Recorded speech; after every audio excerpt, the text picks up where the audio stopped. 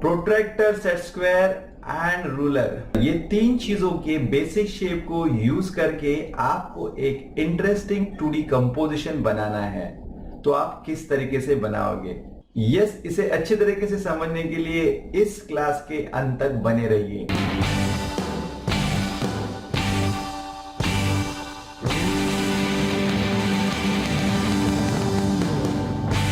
नमस्ते दोस्तों, आप सभी का स्वागत करता हूं आपके अपने ड्राइंग क्लास में। और आज के क्लास में हम सॉल्व करने वाले हैं नाटा में पूछा गया हुआ एक 2D डिजाइन का क्वेश्चन। यस, तो क्वेश्चन इस तरीके से था कि आपको प्रोट्रैक्टर, सेट स्क्वायर और रूलर, इन तीन चीजों के बेसिक शेप को यूज करना है और उससे आपको एक इंटरेस्टिंग 2D कंपोजिशन क्रिएट करना है। यस, अगर क्वेश्चन आप ठीक से पढ़ोगे तो उसके अंदर लिखा हुआ है इन तीनों चीजों को एक बेसिक शेप को यूज करना है, not exactly protractor, set square और रूलर को यूज करना है, हालांकि उनके बेसिक फॉर्म्स को। तो वो बहुत इंपॉर्टेंट चीज है, उनको कॉम्बिनेशन करके हमें ये पूरा 2D कंपोजिशन क्रिएट करना है। यस, जब भी 2D कंपोजिशन की बात आती है तो डेफिनेटली कुछ डिजाइन के प्रिंसिपल्स है, उन डिजाइन प्रिंसिपल्स को फॉलो करते हुए आपको 2D डिजाइन क्रिएट करना चाहिए। यस, हमेशा की तरह हमें सबसे पहले इंपॉर्टेंट जो है वो थंबनेल्स करने चाहिए। तो क्विकली हमें 2 या 3 थंबनेल्स करने चाहिए, जिसकी वजह से हमें एक ओवरऑल कंपोजिशन के बारे में बेटर आइडिया आ सकती है। तो यस दोस्तों, आप देख सकते हो यहाँ पे भी मैंने जो है वो 2 थंबनेल्स बनाए हुए हैं डिफरेंट डिजाइन कंपोजिशन को यूज करते हुए। और यस, तो पहले वाले थंबनेल्स में यहाँ पे मैंने रिदम प्रिंसिपल का यूज किया हुआ है और काफी अच्छी तरीके से यहाँ पे जो है पॉजिटिव नेगेटिव स्पेस का भी मैंने बहुत अच्छे तरीके से बैलेंस किया हुआ है। तो इसको हम कर सकते हैं। और दूसरा जो थंबनेल है यहाँ पे आप देख सकते हो कि यहाँ पे मैंने सेंटरिक जो गोल्डन पॉइंट के अराउंड जो है पूरे के पूरे जो शेप्स है उनको अरेंज किया गया है। यस, इसमें इस क्वेश्चन में आपको कलरिंग करने के लिए भी पूछा गया है और 4 कलर्स यूज करने के लिए कहे गए हैं। यस, तो डेफिनेटली मेन 4 कलर यूज कर सकते हो, बट उसके डार्क और लाइट शेड्स भी उसके अंदर आप यूज कर सकते हो। अगेन मैं कहूंगा कि अगर आप कलरिंग कर रहे हो तो कलरिंग करने के टाइम पे भी आपको ध्यान में रखना चाहिए कि आपको स्पेसिफिक कोई ना कोई तो एक कलर स्कीम यूज करनी चाहिए और उस कलर स्कीम्स के थ्रू आप उसको कंप्लीटली कलर कर सकते हो। यस, तो डिजाइन प्रिंसिपल्स कौन से हैं और कलर स्कीम्स कौन से होते हैं वो जानने के लिए मेरे कोई और वीडियोस है तो वो भी आप जरूर देख सकते हो। यस, और एक बात स्पेसिफिकली मैं कलरिंग के बारे में कहा जाऊंगा कि यहाँ पे बहुत इंपॉर्टेंट है कि आप उसके टोनल वैल्यूज कैसे मैनेज करते हो और आपकी फिनिशिंग कितनी अच्छी है। सो जो आपको टाइम असाइन किया गया है उस टाइम के अंदर आपको ये कंप्लीट पिक्चर विद कलरिंग करना है। तो आज के क्लास में हम फर्स्ट थंबनेल को फॉलो करते हुए पूरा का पूरा 2D कंपोजिशन जो है वो बनाने वाले हैं। तो चलो चलते हैं ड्राइंग बोर्ड पर और देखते हैं किस तरीके से इन्हीं थंबनेल्स को फॉलो करते हुए हमें पूरा का पूरा 2D composition with colouring complete करना चाहिए। यस दोस्तों, तो हम यहाँ पे भी बोर्ड पे है और जैसे कि हमें कहा गया है 3 शेप्स, प्रोट्रैक्टर, सेट स्क्वायर और स्केल, ये 3 चीजों का हमें यहाँ पे यूज करके इस कंपोजिशन को कंप्लीट करना है। तो इस वीडियो में हम जो है वो फर्स्ट थंबनेल को फॉलो करते हुए इस पूरे कंपोजिशन को बनाने वाले हैं। तो और इस स्पेसिफिक वीडियो में जो है इसके अंदर, इस डिज़ाइन के अंदर जो डिज़ाइन प्रिंसिपल जो है वो मैं यूज़ करने वाला हूँ रिदम और उसके साथ बैलेंस। ये 2 प्रिंसिपल्स को यूज़ करते हुए ये कंपोजिशन में कंप्लीट करने वाला हूँ। तो जैसे कि मैं रिदम की बात कर रहा हूँ तो यहाँ पे रिदम के हिसाब से सबसे पहले तो मैं एक लाइन सजेस्ट करूँगा कि ये इस हिसाब से मैं रिदमिक वे से जो भी शेप्स हमें बताए गए उनको मैं फॉलो करने वाला हूँ। और फिर उसके साथ में एक डिफाइन करता हूँ कि इस स्पेसिफिक एरिया में जो है, ये स्पेसिफिक एरिया में रिदमिक तौर की तरफ से मैं ये शेप्स जो है वो उनको अलाइन करने वाला हूँ। तो ये इसके अंदर एक इम्पॉर्टेंट और चीज़ भी है कि जहाँ पे हम शेप्स की यूज़ करने की बात करते हैं, यहाँ पे मल्टीपल शेप्स यूज़ करने के लिए कहा गया है और उन्होंने ये भी कहा है कम से कम एक बार तो उस शेप का यूज होना चाहिए। तो इसके आगे की जो स्टेप्स है वो तो डेफिनेटली कि इस पोजीशन को, इस कंपोजिशन को या इस स्पेस को हमें डिवाइड करना है अच्छी तरीके से। तो सबसे पहले इसके अंदर मैं स्टार्ट करता हूँ यहाँ पे जो है एक सेट स्क्वायर। ये स्पेस डिवाइड करने के टाइम पे हमें ये सिर्फ ध्यान में रखना है कि हम जो है वो शेप्स काफ़ी बड़े यूज़ करें थोड़े बहुत, तो जो भी पैचेस क्रिएट होने वाले हैं वो कम से कम हो या उसमें थोड़ा सा वेरिएशन हो। तो उसके वजह से आपको उसको कलर भी करना है, तो वो विद इन टाइम पीरियड अपने कलर होना चाहिए। इसके लिए ये शेप्स अगर आप थोड़ा सा बड़े करके पैचेस रहोगे तो अच्छा है। अगर आप ज़्यादा शेप्स क्रिएट करते हो तो थोड़ी सी दिक्कत हो सकती है, आपको कलरिंग के लिए काफ़ी टाइम लग सकता है। टू अवॉइड दैट हमें ये शेप्स को फॉलो करते हुए करना है। तो आप रैंडमली इस तरीके से आपके जो शेप्स है उनको छोटा बड़ा ड्रॉ कर सकते हो, उनको ओवरलैप कर सकते हो।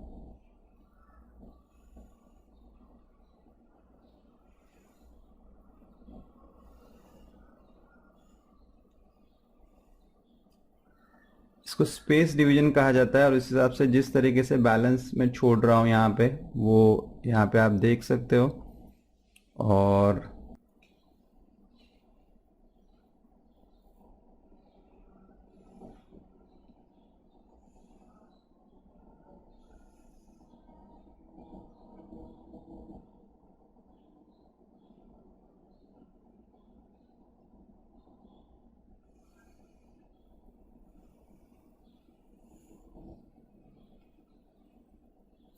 जो हमने ये मार्क किया था एरिया, उसी के अंदर मैं कोशिश कर रहा हूँ सब शेप्स बैठ जाए और उसको फॉलो किया जाए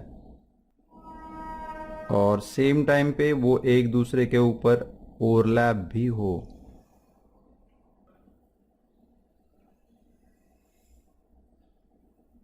तो इस तरीके से ये नीचे का जो एरिया है वो हम लोगों ने कवर कर दिया है।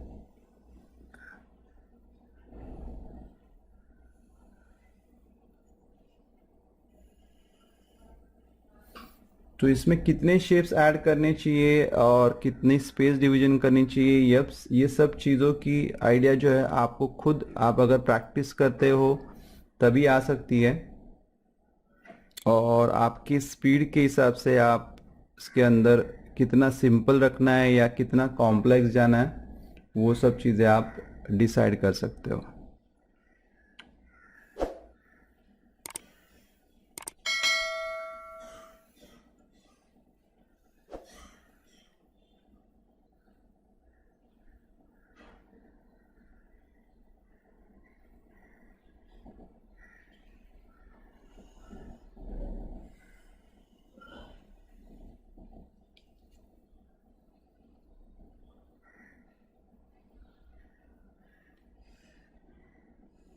आपके शेप्स पूरे के पूरे पेज के अंदर होने चाहिए, ऐसे कोई कंपल्शन नहीं है। अगर आपके शेप्स कुछ आउट ऑफ बॉक्स जा रहा है तो भी सही है।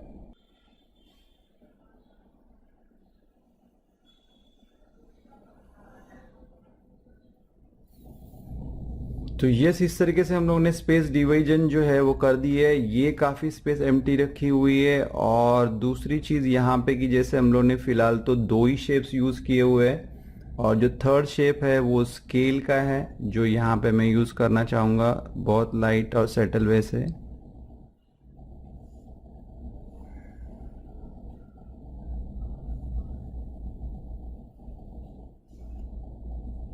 सिमिलर यहाँ पे भी बैलेंस करने के लिए मैं उसको यूज़ करता हूँ। तो जैसे कि मैंने कहा था कि ये रिदम प्रिंसिपल फॉलो कर रहा हूँ, तो मैंने ये रिदमिक वे से जो शेप्स के अरेंजमेंट की हुए और जो बैलेंस की बात कर रहा हूँ, तो ये स्पेसिफिक स्पेस जो है वो मैं बैलेंस के तौर यूज़ करूँगा। वहाँ पे जो मैंने प्लान किया हुआ है, जो यहाँ पे लाइट शेड्स रहेंगे और यहाँ पे भी लाइट शेड रहेंगे, मिडिल पोर्शन जो है उसके अंदर हम डार्क शेड यूज़ करने वाले हैं। अब यहाँ पे जो लाइंस पहले के हमने ड्रॉ किए थे उसको हम इरेज कर सकते हैं जो रिदम के, ताकि कंफ्यूजन थोड़ा सा कम हो कलरिंग के लिए।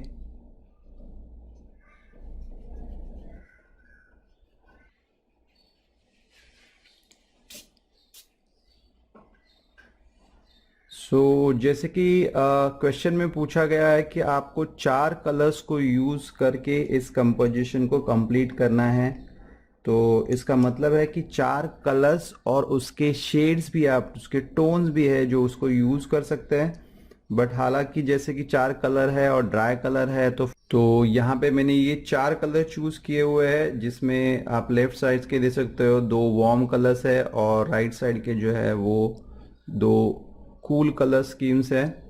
तो जो एम्प्टी स्पेस है उसके अंदर मैं इन चीज़ों को वार्म कलर्स को यूज़ करूँगा, और जो मिडिल पोर्शन है उसके अंदर मैं जो है डार्कर कूल कलर जो है उनको यूज़ करूँगा। बट यस, इसके साथ प्रेशर के साथ मैं इसके अंदर थोड़े से शेड्स की वेरिएशन लाने की भी कोशिश करूँगा, क्योंकि सिर्फ कलर्स नहीं है तो उसके शेड्स भी हमें अप्लाई करने हैं। तो फर्स्ट यहाँ पे मैं जो है ब्लू कलर को यूज़ कर रहा हूँ।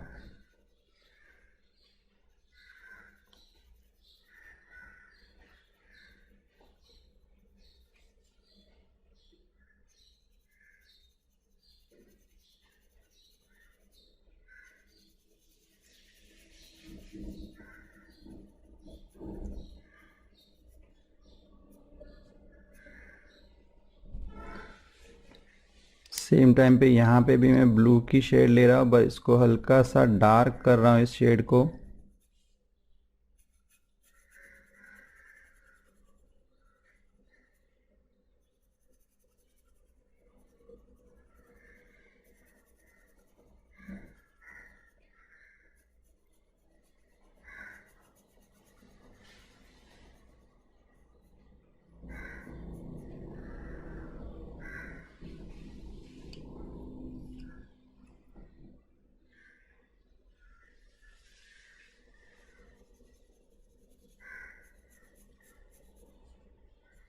तो अगर आउटलाइन आपको थोड़ा सा कलर करके लेते हो तो फिनिशिंग के लिए अच्छा हो सकता है।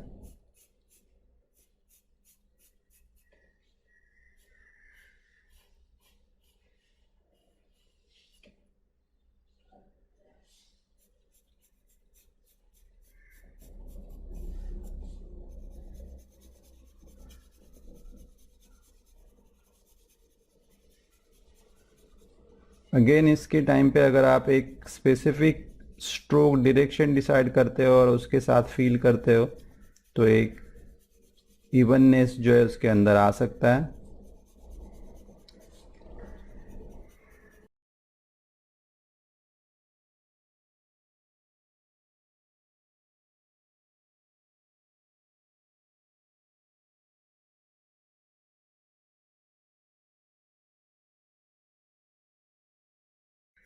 हमें कोशिश यही करनी है कि सेम टोन एक दूसरे के बाजू में नहीं आना चाहिए।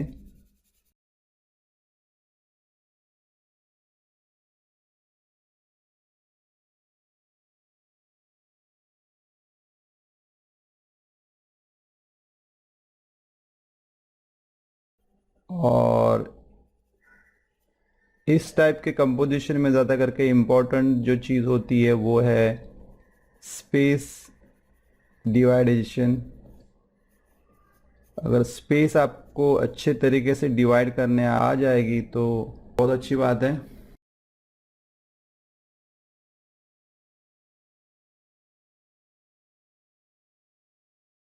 जैसे कि यहाँ पे आप डिफरेंट डिफरेंट सेम कलर अगर ब्लू चूज़ किया है तो उसके जो डिफरेंट शेड्स आपके पास अगर अवेलेबल है तो आप वो भी यूज़ कर सकते हो।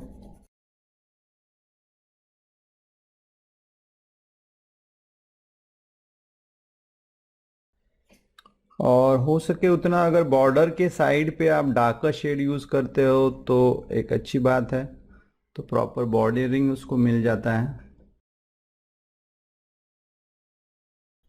तो आप ओवरलैप करके 2 बार भी आप डार्कर शेड अचीव कर सकते हो। तो स्टेप बाय स्टेप एक के बाजू के दूसरा पैच, दूसरे के बाजू में तीसरा पैच, इस तरीके से हमें करते जाना है। तो हमें पता चलता है कि हमें कौन से शेड्स यूज़ करने हैं।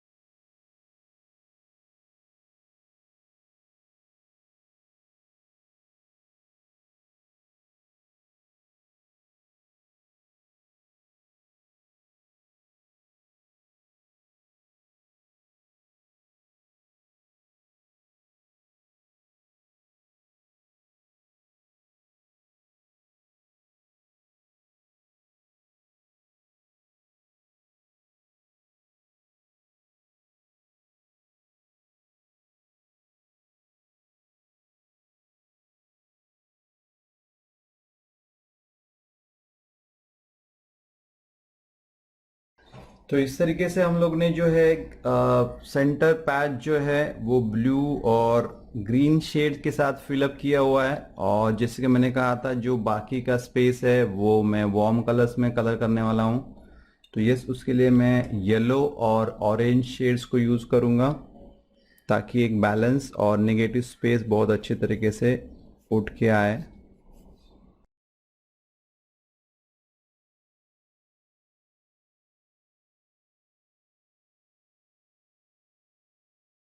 अगर आप बॉर्डर्स पहले करके लेते हो तो फील करने के लिए आपको ज़्यादा डिफ़िकल्टी नहीं हो सकती है, और आप फिनिशिंग भी बहुत अच्छी तरीके से मेंटेन कर सकते हो। अगर इस टाइप का कंपोजिशन है और इसको कलरिंग के साथ करना है तो आपको कम से कम टाइम में इसको कंप्लीट करना है। तो अप्रॉक्सली 30-35 मिनट्स आप इसके ऊपर स्पेंड कर सकते हो, इससे ज़्यादा इसके अंदर नहीं होने चाहिए।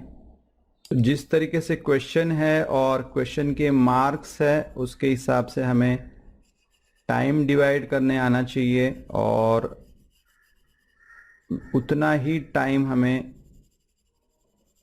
एक क्वेश्चन के ऊपर स्पेंड करना चाहिए।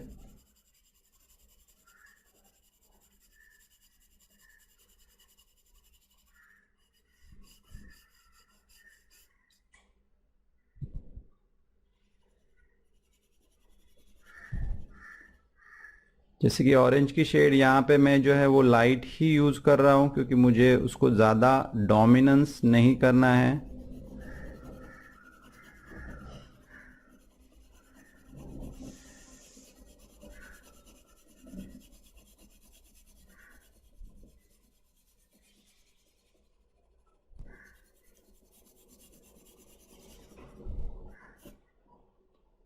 तो ये इस तरीके से हम लोग ने ये कंपोजिशन विद कलर के साथ कंप्लीट किया हुआ है।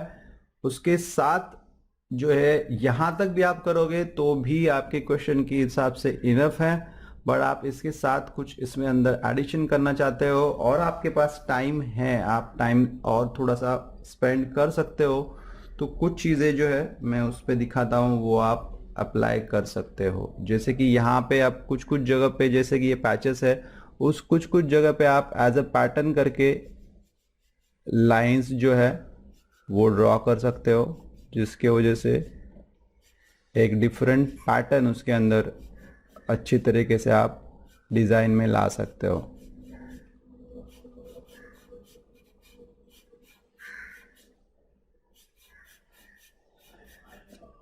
और ज़रूरी नहीं है वो सब जगह पे होना चाहिए, कुछ स्पेसिफिक एरिया में ही आप उसको कर सकते हो। तो वो जो पैटर्न्स है उसका भी बैलेंस होना बहुत ज़रूरी है। बट इन छोटी छोटी चीज़ों की वजह से आपके डिज़ाइन, आपकी जो डिज़ाइन है वो एक अच्छी तरीके से इन्हांस हो सकती है।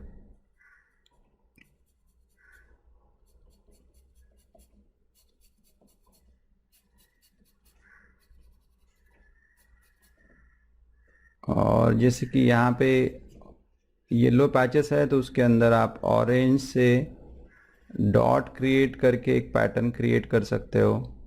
तो बहुत छोटी चीज़ें हैं बट बहुत इम्पोर्टेंट है डिज़ाइन को इन्हांस करने के लिए।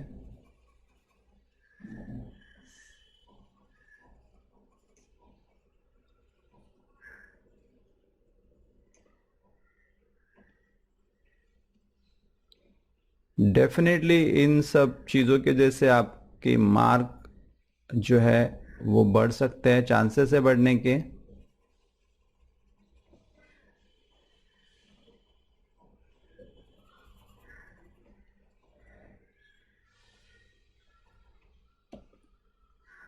यस दोस्तों, तो इस तरीके से हम लोग ने ये जो कंपोजिशन है वो कंप्लीट किया हुआ है। जो शेप्स हमें पूछे गए थे उनका हमने यूज़ किया हुआ है।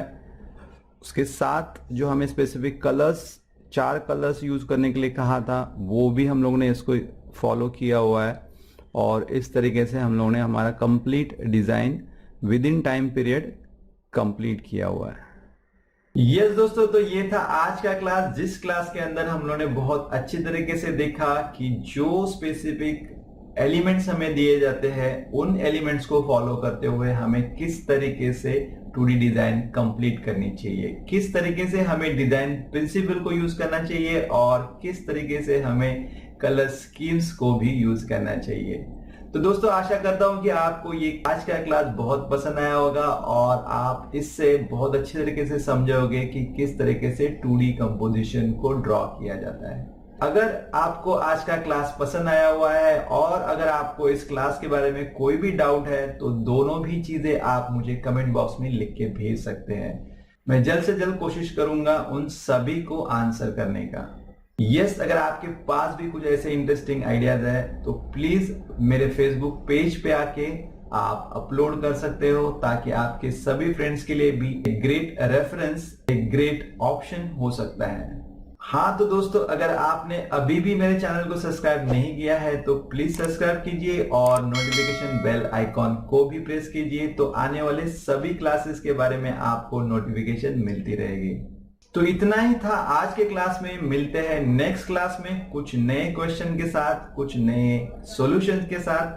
तब तक आप मेरे वीडियोस देखते रहिए, कुछ नई चीजें सीखते रहिए, प्रैक्टिस करते रहिए, स्केचिंग करते रहिए और डेफिनेटली स्माइल करते रहिए। Thank you. जय हिंद।